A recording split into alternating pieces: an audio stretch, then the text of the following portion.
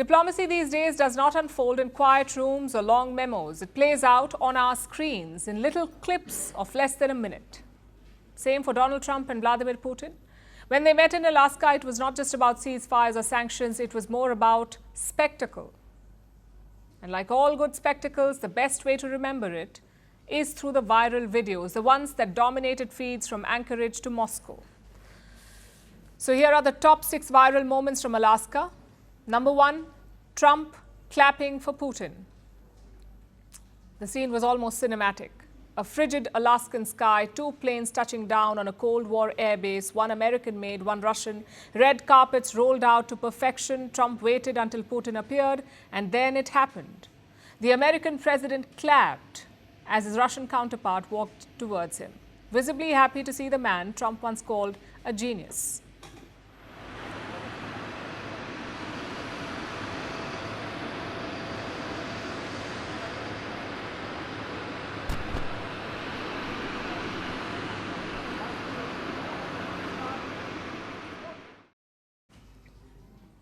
Netizens could not decide what it was. Was it deference or just Trump being Trump? Either way, the video was replayed endlessly. The second video is a show of American strength. As Putin walked on the red carpet, a B-2 stealth bomber sliced across the Alaskan sky. It was flagged by F-35 jets, a reminder of who really owns the skies. After all, Putin was on American soil. Cameras caught him glancing upward, assessing the American air power. The message from Washington was clear: welcome to America, don't forget the hardware.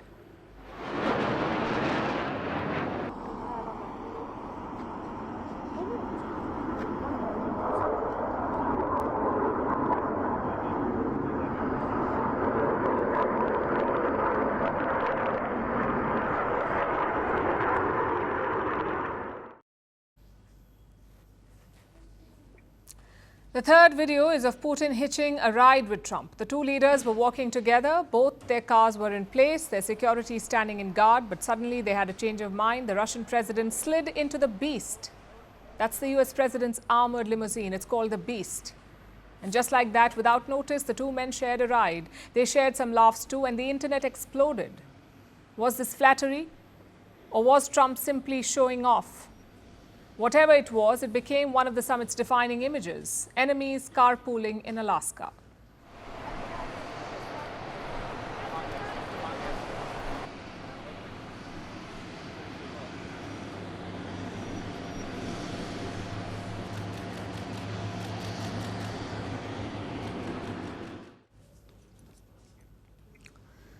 Video number 4 is Putin's encounter with Western media. Reporters from both sides were present at the venue.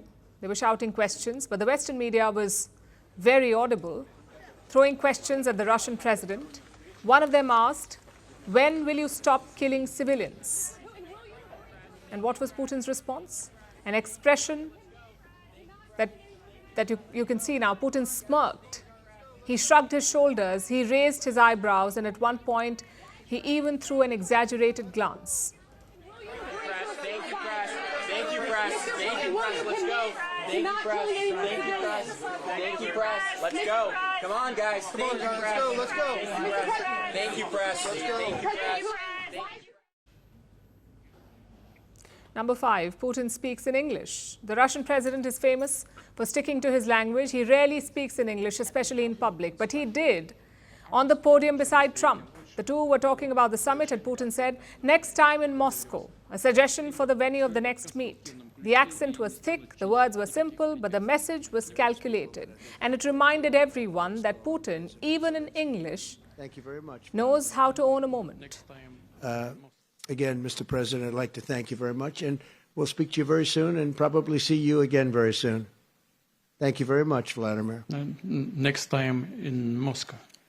Oh, that's an interesting one. I don't know. I'll get a little heat on that one, but I could see it possibly happening. Thank you very much, Vladimir. And thank you all. Thank you.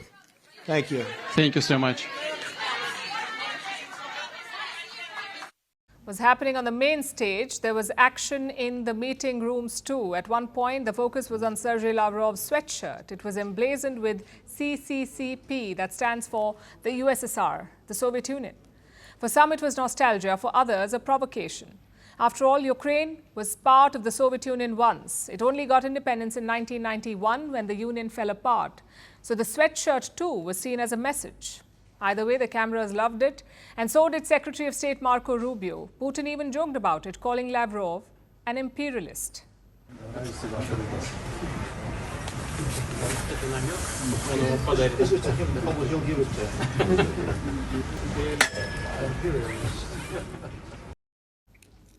In the end, the Alaska summit produced no ceasefire, but it gave us an avalanche of viral moments. It was pageantry dressed as diplomacy. And maybe that was the point. The cameras were not just recording history, they were the stage itself. Firstpost now available in 9 languages on YouTube. English, Stands at $36 trillion. French, Le FMI, comme German, Geschäftsführenden Direktor, Hindi, $30 trillion ka-charge mo. Indonesian, Pemerintah tanpa pemeriksaan. Italian, Skali radikali. Japanese, $4 trilhão. Portuguese, Por causa do próprio balanço patrimonial. Spanish. Beautiful bill. Go to Settings, click on Audio Track and select a language of your choice. Be the first to know what's happening around you in your first language. Firstpost.